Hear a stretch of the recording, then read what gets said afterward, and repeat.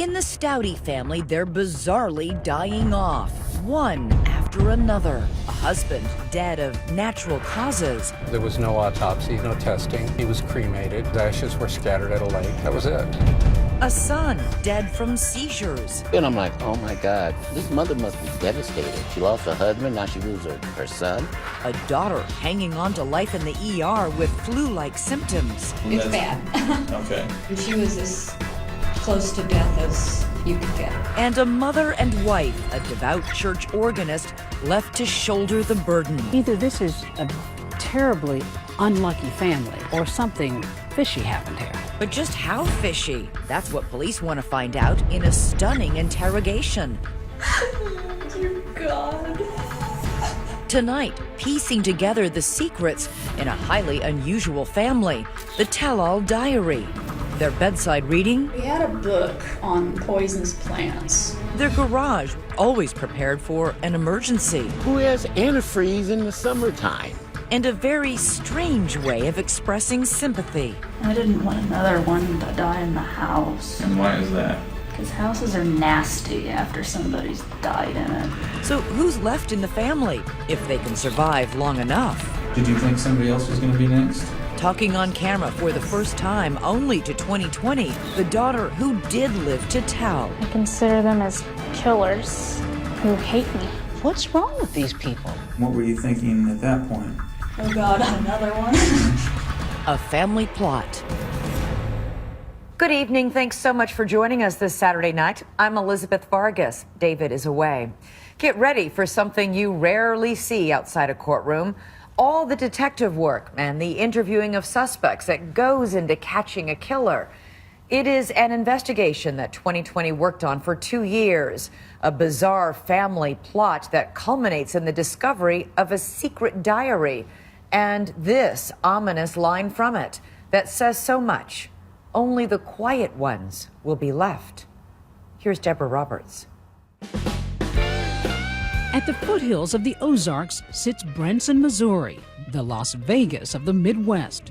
Drive 45 miles north on old Route 66 and you're in Springfield, a tranquil college town where the buckle of the Bible Belt meets beer joints. Here on Page Street, in a modest 900-square-foot home, Diane Stouty and husband Mark embody that unlikely mix of holy water and firewater.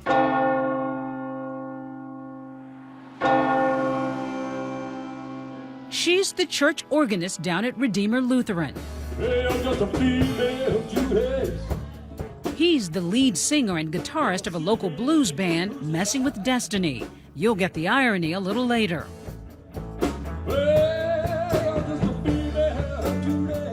Together, the couple, former college sweethearts, are raising 4 kids in that small house. 6 people, 3 small bedrooms, 1 bath. Tight quarters for what looks like a tight family. Did you get any sense of what their relationship was like? As far as I knew, Mark's wife was great. Charles Alexander is Mark's close buddy and the drummer in the band. He was always happy with the kids. He was always happy with his wife. He loved them. He loved his family. And it was just a great family. Well, things aren't great for everyone. See, Diane isn't just praying in church, she's paying the bills at home. Okay, Mark picks up an occasional shift bartending, but Diane, a nurse, is the breadwinner. She seemed to be stable, ended up supporting him. He was the house husband, staying at home with the children. And if Mark was a laid-back Mr. Mom, the actual mom of the house was civil, if a bit standoffish. Was Diane friendly, warm? You know, she was friendly to the point that I can tolerate you being in my driveway. As the years wear on, life just keeps heaping more weight on Diane's slight shoulders, supporting her family in that cramped house and coping with some heavy challenges. 4th grader Brianna has a learning disability. Sean has autism. And oldest daughter Sarah, a college grad, is still at home with no job and a mountain of student debt. But inside that Page Street pressure cooker, Diane's beloved child is blossoming. 22-year-old Rachel, a star student. This is the relationship that would forge the whole family's fate. She congratulated her every time Rachel had an accomplishment. When you look at it from the outside in, you think, That's a really close mother-daughter relationship, and isn't that great? Ron Davis with ABC affiliate KSPR TV took us to the Stouty home. And what was it about Rachel that drew her mom to her so intensely, do you think? By all indications, Rachel is an exceptional human being. Very smart, very talented, artistic. On Facebook, Diane raves about her beloved Rachel, her art, her academics. But nary a mention for her husband, Mark, who in April of 2012 is finally having his moment in the spotlight. We had a good band. We were literally taking off. He's flying high. Messing with Destiny is booking semi-regular gigs in Branson, joining the Aretha Franklin impersonators who get marquee billing. It's also Mark's birthday weekend. These are pictures from rehearsal that night, where Charles notices that Mark isn't quite himself. What did you think was going on with him? He was just so out of whack. And it wasn't like he was drunk or anything. He was just out of whack. He wasn't with us. Then the next day, more odd behavior. He just showed up at my door one day, Saturday. And I said, Mark. And he goes, I'm here to celebrate my birthday, Charles. Only one thing struck me so out of place. His skin color. What did it look like? Yellow. His skin was actually a yellowish color. So something was wrong with him. Something was wrong with him. He's right. On Easter Sunday, Diane comes back from church and finds her husband dead in bed. I was devastated. Did you have any inkling that anything was wrong? Did you get any clue that Mark's health might have been bad? No. Yet Diane tells authorities her husband's been sick and refused to see a doctor. There's a curious ring of blood around Mark's mouth, but it's not enough to alarm the medical examiner, who rules the death due to natural causes. It was a bit of a shock, but I thought, well, he doesn't really exercise, doesn't really cook, so probably not real healthy eating habits. There was no autopsy, there was no testing. He was cremated. His ashes were scattered at a lake. That was it. Diane organizes a memorial service at Redeemer Lutheran Church. What was that like? Well, it was sad. It was a sad event. The wife wanted us to do a song in his honor. So we played the song. Mark's favorite song, Darkest Hour. This is their audio recording from that day.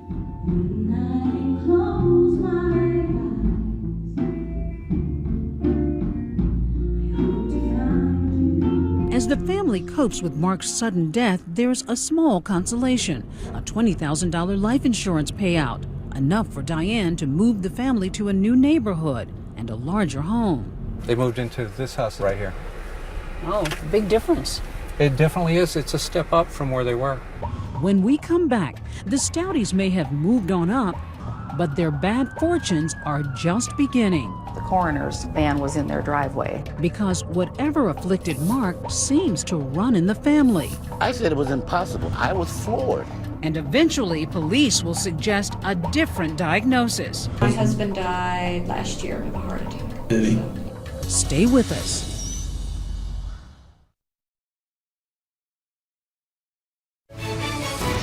"2020 Saturday continues with more of A Family Plot.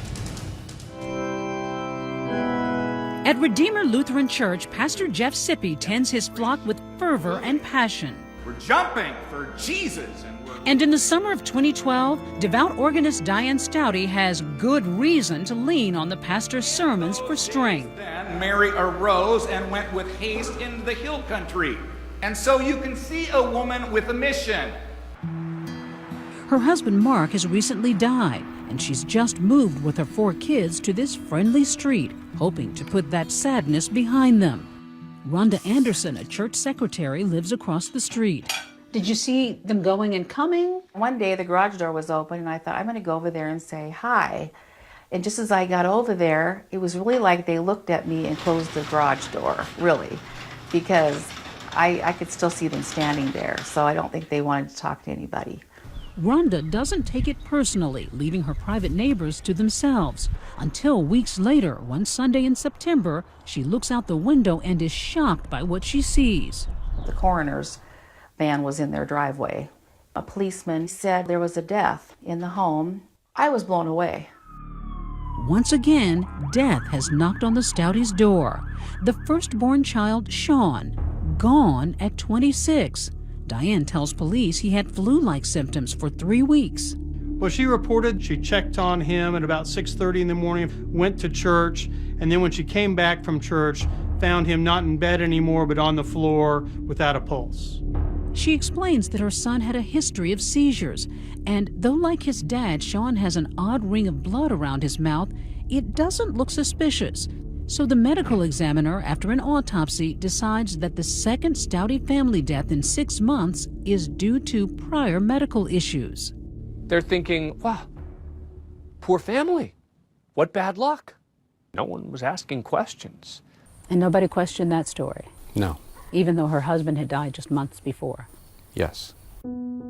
After police leave the scene, Rhonda walks over to check on her standoffish neighbor. Surprisingly, Diane answers the door. I said, we just saw the coroner's van was here. Are you okay? Is everything all right? And she said, oh yeah, my son died. Was she distraught? No, she said it to me just like that. She said, my son died. Very matter-of-factly. I just was shocked. Rhonda may be one of the few people Diane talks to about Sean's death, because for him there is no funeral, no memorial, not even an obituary. Like his father, Sean is quickly cremated. I'm like, oh my God, this mother must be devastated. She lost her husband, now she loses her son. Now only the Stouty women are left. Diane, her darling Rachel, 12-year-old Brianna, and Sarah living their secluded lives. I think they closed the doors even tighter because you didn't see them outside. I don't know how they even got their mail because we didn't see them at the mailbox. Then, the following June, could it be true the Stouty plague strikes again? This time it's Sarah. Diane has seen this end badly before, so she takes her 24-year-old daughter to the emergency room. Sarah is sick, goes to the hospital, gravely ill. Sarah's in very grave condition. It does not appear that she is going to survive. Sarah's kidneys shut down, pancreas and other organs failing. Worst of all, her brain is hemorrhaging blood. Diane turns to Facebook, maybe hoping for divine intervention, asking for prayers as my daughter Sarah is in critical condition. Diane's brother-in-law, Michael Stouty, is floored by the post. Wow, it's like a lot of bad luck here in this family. What's going on? A good question. What is going on? 911, where is your emergency? Finally, someone in Springfield, someone claiming to be close to the family, calls in a tip to police, hinting that the pious church organist may harbor an unholy family secret. What did the caller say exactly? That Diane Stouty might be responsible for 2 or 3 homicides. Again, brought up Mark's death, Sean's death being very close proximity to each other. Also spoke about the potential that Sarah was going to die as well. So the caller was essentially blowing the whistle on Diane Stouty. Correct, yes.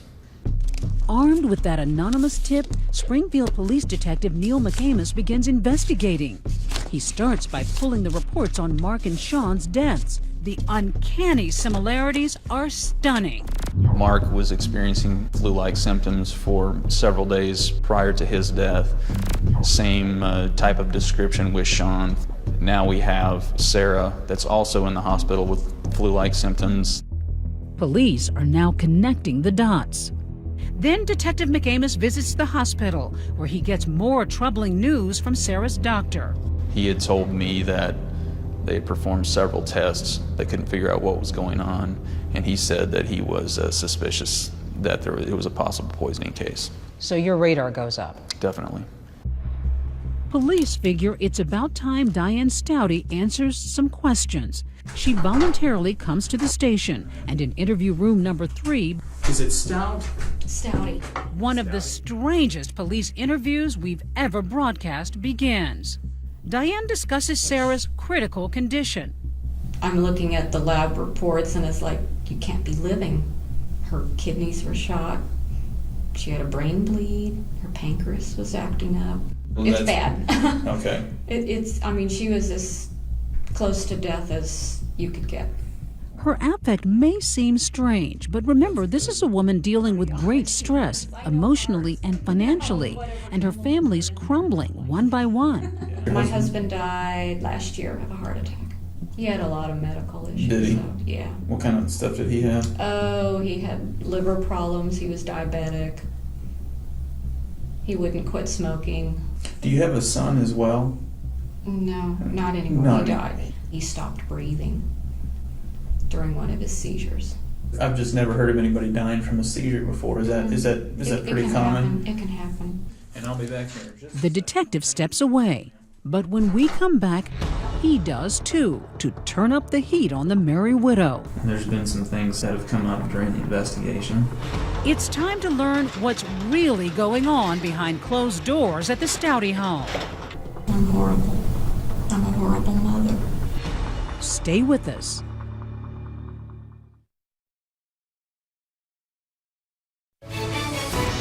"2020 Saturday" continues with more of A Family Plot. Over the course of 14 months, the quiet, God-fearing Stouty family seems as cursed as an Old Testament transgressor. Member after member inexplicably struck down. Mark Stouty, who fronted a blues band, and 26-year-old son Sean, both suddenly dead.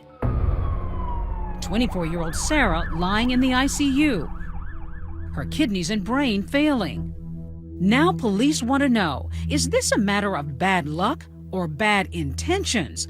Which is why Diane Stouty, wife, mom, and church organist, is sitting in the interrogation hot seat.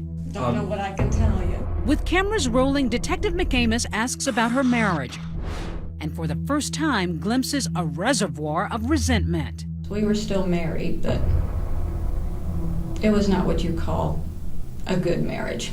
Have there been any infidelities on either side? He had. He was running around and he would drink and smoke pot and...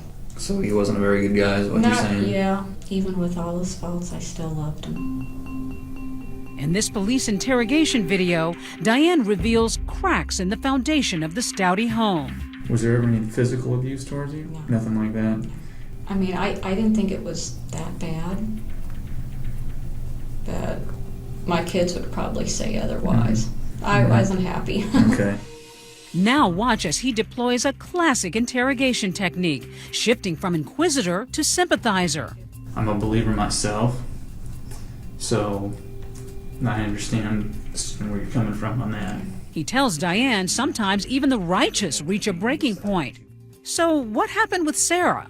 As far as did I do something to her, I didn't do anything to her.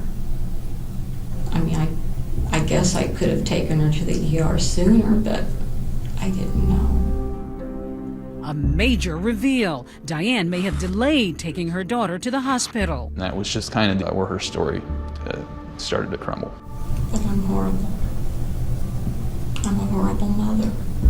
Then a suggestion that Sean may have been suicidal. But again, she admits she did nothing to help. He'd been threatening to kill himself, and I didn't want to bother because I was tired of it. I'm such a crummy person. Now's your chance to tell us why and to show some remorse and ask for forgiveness. Then she drops a bomb. Put it really short and sweet. I knew they were drinking antifreeze. Drinking antifreeze? And I was so mad at them, I didn't want to take them in. You knew, Diane, that they were drinking antifreeze because you were giving it to them. And I didn't know what else to do. I really didn't. And there it is. After 2 hours in the box, Diane Stouty quietly confessing to poisoning her own children with antifreeze. This is a woman who's admitting that she killed her son and tried to kill her own daughter. What are you making of this? I was just totally astonished, to be honest. I couldn't believe what I was hearing. There were times I didn't know what to say or how to react.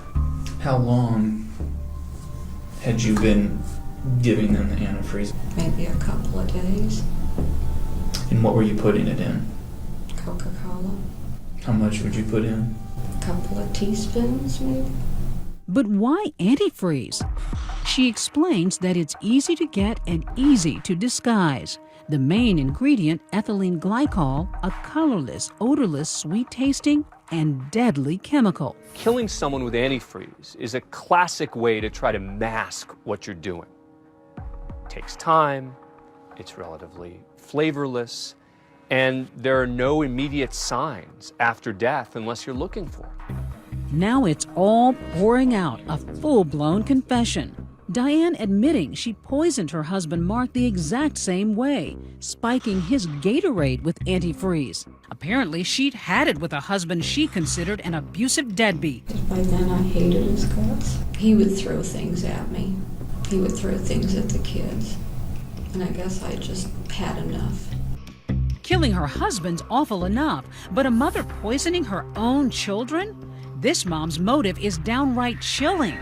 Both Sean and Sarah would just basically, I don't know, trash the house and never helped support or even contribute. Sean would be interfering with whatever I would do. So if he was just a constant bother, wouldn't leave you alone. Well, he was more than a bother. Would a pest, would that be a good word for it? No, it was more than that. My husband got on my nerves. I couldn't stand him. And my son, was a pest. I mean, did she seem like at her wit's end? No, she, again, throughout, she stayed flat. Even when she's telling me that information, she seemed unfazed. Yep, unfazed even by the ultimate kicker, why she poisoned her daughter. And then with Sarah, you talked about, she wasn't getting a job, and then she had these student loans, and you were going to end up having to pay for them. That's pretty much. And you just had it with her as well. I'm not a perpetual killer. I'm just stupid. I regret doing it. I really do. I've screwed up everybody. I've screwed up my whole family. But it's too late. Here come the steel bracelets. Right now, you're going to be under arrest. Case closed? Not by a long shot. See, police are about to search the Stouty home and will find a purple diary with some very purple prose. This was a key piece of evidence. It will prove that Diane had a partner and eyes on another target in these horror movie homicides. Next.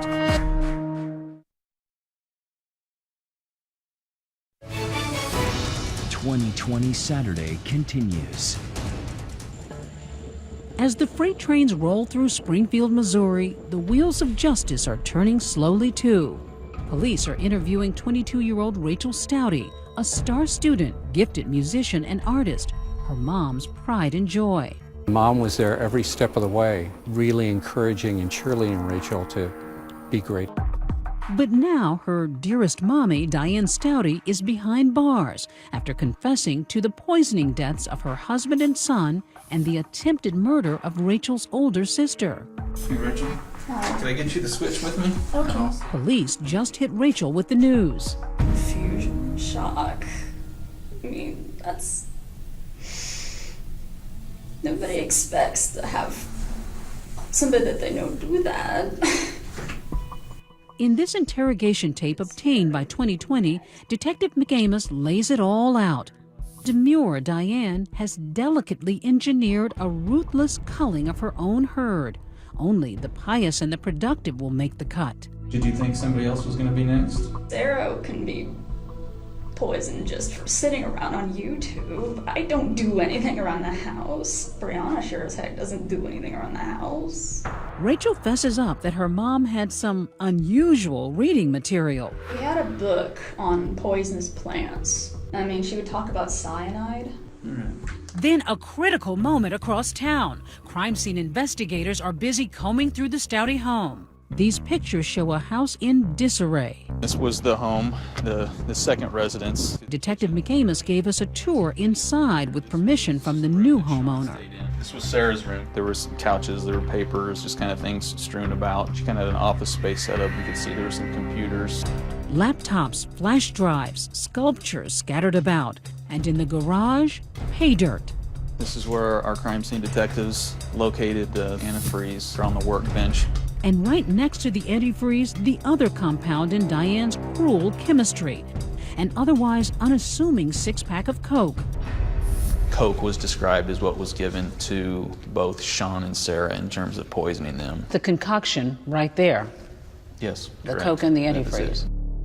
In the bedroom, a curious detective makes that dynamite discovery. This is Rachel's purple diary, haphazardly thrown on a shelf.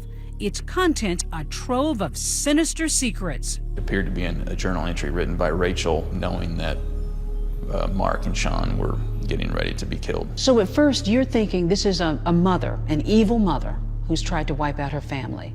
And now you discover her daughter might be involved helping her? Yes. That journal entry dated June 13th, 2011, nearly a year before Mark died.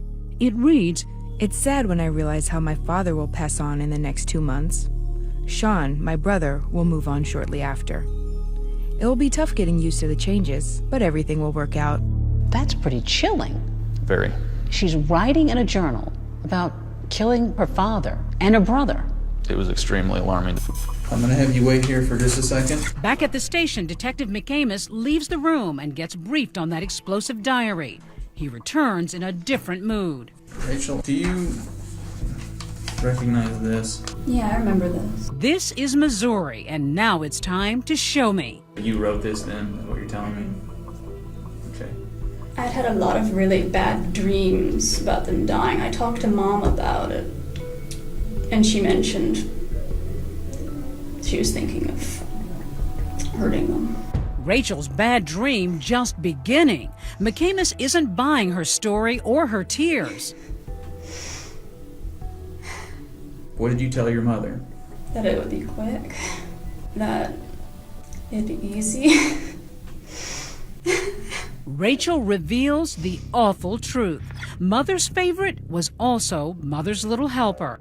When did you guys come up with this plan? I mean, we talked about it, like Christmas. She's sitting right here.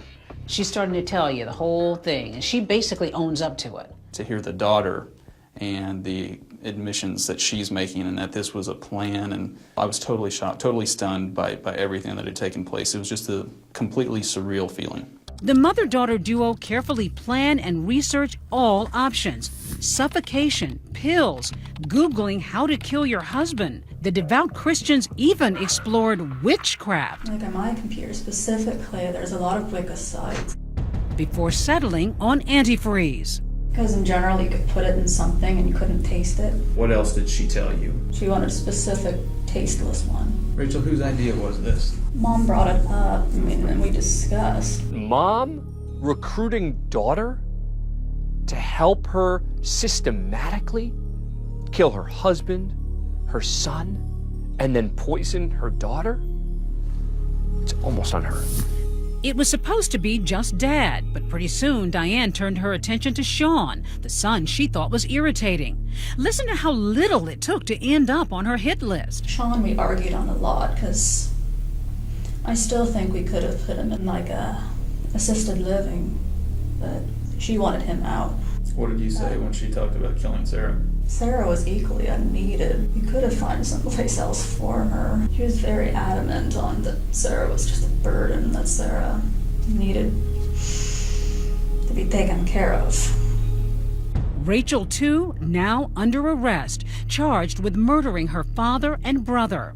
Her sister Sarah still fighting for her life. When Rachel was arrested, there was a big clue found in her That's purse. right. Her purse was searched, incident to arrest, and there was a note. With her sister Sarah hospitalized, the star student Rachel had authored a poem worthy of Edgar Allan Poe. Once upon a time, there were 6. Now, there are 3. Only the quiet ones will be left. My mom, my little sister, and me. Wow. That's pretty cold stuff. This is a very cold and depraved murder. The Springfield poisoning case. 2 people dead, 2 in jail, 1 in the hospital. The family was poisoned with antifreeze. The next day, the tale hits the news like a twister. While down at the county courthouse, a rare sight. A mother and daughter, both arraigned for murder. No way, this cannot be true. Not right here in our little neighborhood. But no one is more surprised than Mark's old bandmate, Charles Alexander. I was floored. And when I heard that he was poisoned, then I just cried. I collapsed. I said, I can't believe this woman did this. Looking back, he begins recalling little quirks about his friend's wife. I was never really allowed in the house for some strange reason. It was always at the garage. And it was so strange. I seen antifreeze bottles sitting in the garage, and I'm thinking, who has antifreeze in the summertime? Strangest of all, Diane's blasé manner after Mark died. I went to her house and asked her what happened. And she proceeded to tell me like she was giving me a recipe to a cake. No emotions, no nothing. Just matter of fact. It was just like, oh, he died and you add 2 eggs. Also shocked, Diane's fellow church members at Redeemer Lutheran. Well, maybe except for one. Remember that anonymous 911 caller who first tipped off police? Do you ever find out who blew the whistle on her? We were able to determine that the anonymous caller was actually the pastor at Diane's church. The pastor turned her in. Yes. Pastor Jeff Sippy. If you are not praying for your children, if you are not deeply invested in them, I'm going to tell you this, no one else is either. The leader of the flock compelled by his own conscience to root out the wolf among them. He declined our requests for an interview. So he knew that something was evil here. I think he definitely had his suspicions. Diane's demeanor after the deaths, he told me he couldn't take those feelings, that he had to call it in. When we come back, 2 Stouties in jail awaiting trial, 2 Stouties dead, and a third in ICU. But this one regains consciousness and lives to tell. Did she suspect that her soda was spiked? So you read in her journal she was trying to kill you? She tells her story only to 2020 next.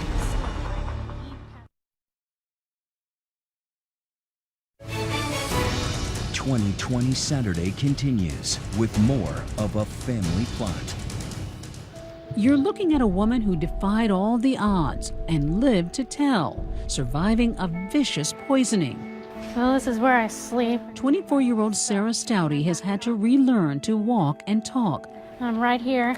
Her speech still stunted from the irreversible brain damage she suffered. Tonight, for the first time, she's speaking out about the horror and betrayal. Sarah lost her father Mark suddenly in 2012, and her brother Sean just 5 months later. You found him dead. Yes. That must have been horrifying. Traumatizing. And more traumatizing, learning that her mom Diane was not her protector, but a predator, poisoning them all with antifreeze. And the icing on the cake, her younger sister Rachel was part of the plot. But I was asking, why? Why did my mom and sister kill my dad and brother and harmed me? Did you believe it, or did you sort of assume this can't be true? I assumed that it wasn't true. They were innocent people being blamed. But any trace of sympathy evaporates after Sarah reads in the newspaper why her mother poisoned 3 family members. She simply despised them. They really planned this heinous crime. I was shocked. I just felt like I wanted to strangle my mom because of what she did. The big question, why did Diane bother to rush Sarah to the hospital after leaving her son and husband to die at home? In a follow-up interview with a clearly rattled Rachel at the Greene County Jail, Detective McAmis wants to know. When Sarah got so bad, why did you take her to the hospital? Was it some last-minute tug of Christian conscience? Apparently, no. I didn't want another one to die in the house. And why is that? Because houses are nasty after somebody's died in it. I get a lot of nightmares. But what Rachel tells police next may be the most heinous of all. She and Mom Diane weren't exactly finished. Brianna, who's she next? When were you guys gonna kill Brianna? Sometime after Sarah. Brianna, the youngest member of the Stouty clan, a tender 12 years old, too young to drive, but old enough to drink her mother's poison, antifreeze, in her root beer. They were going to kill the little girl as well? 12-year-old girl. What's wrong with these people? And what was the reason for Brianna? Because I know there's no way in hell I'd be able to take care of her. I can't take care of me. So how could I ever take care of her? She had described Brianna as a burden. They didn't want her around the house. That was her explanation. 4 people. They would have killed 4 people in this house if they could have? Correct. Rachel said that her mother was the only one that understood her. They could relate to each other, and it was just going to be those two. Do you think this was just a case of a mom and daughter who just, in some sick way, wanted to have a simpler life? I don't think that there's going to be any acceptable, remotely rational explanation.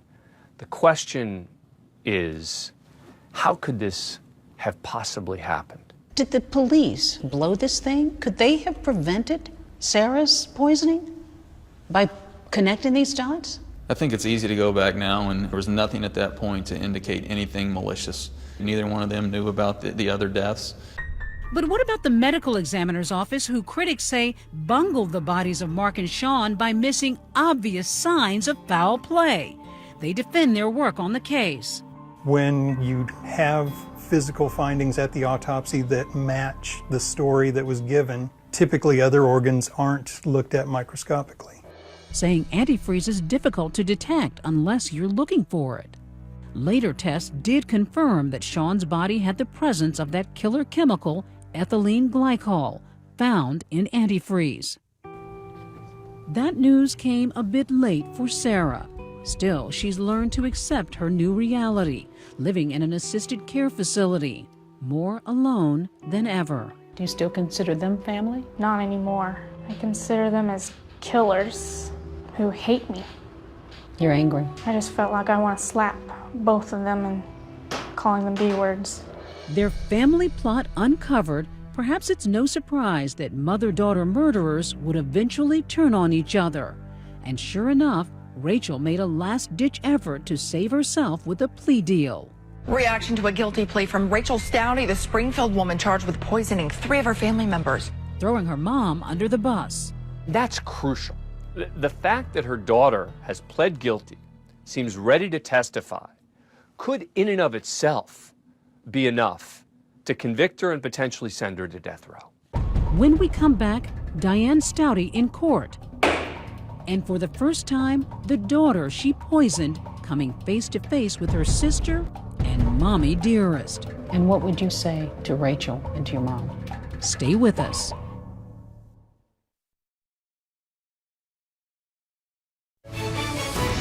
"2020 Saturday" continues. Judgment Day for Diane Stouty. She enters the courtroom, her back against the wall, facing death by lethal injection. But then, You intend to enter a plea of guilty in this case? Yes. pleading guilty to killing her husband and son, sentenced to life in prison without parole.